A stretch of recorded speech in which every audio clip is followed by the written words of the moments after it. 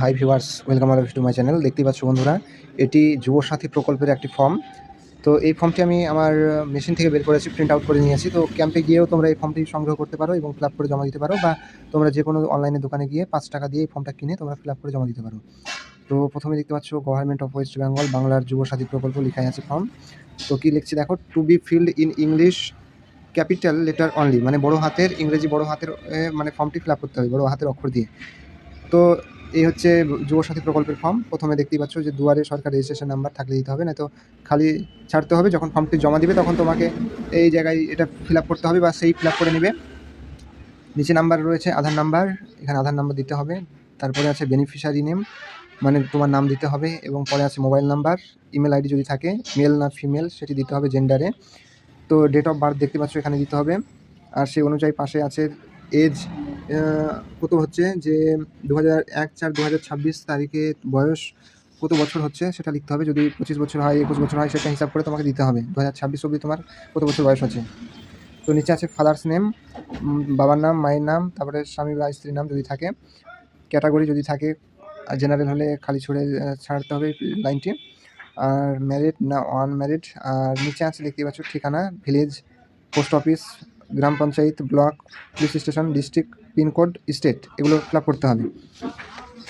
এবং তারপরে আছে দেখতেই পাচ্ছ মাধ্যমিক বা সমতুল্য পরীক্ষার বিবরণ।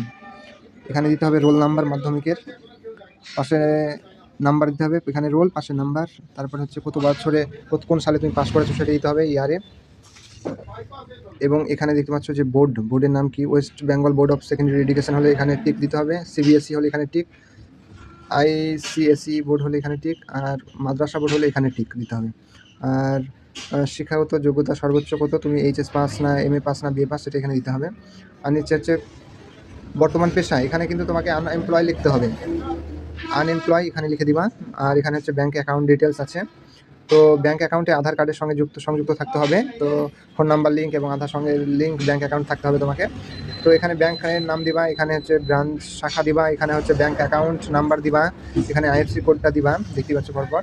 তো এখানে আছে অন্য কোনো সরকারি সাহায্য পান কিনা, রাজ্য সরকার প্রদত্ত শিক্ষাগত সুবিধা বা বৃত্তি ছাড়া। তো এখানে ইয়েস পেলে হ্যাঁ, আর নো মানে না দিয়ে দিবা, এই নায়ে টিক করবা।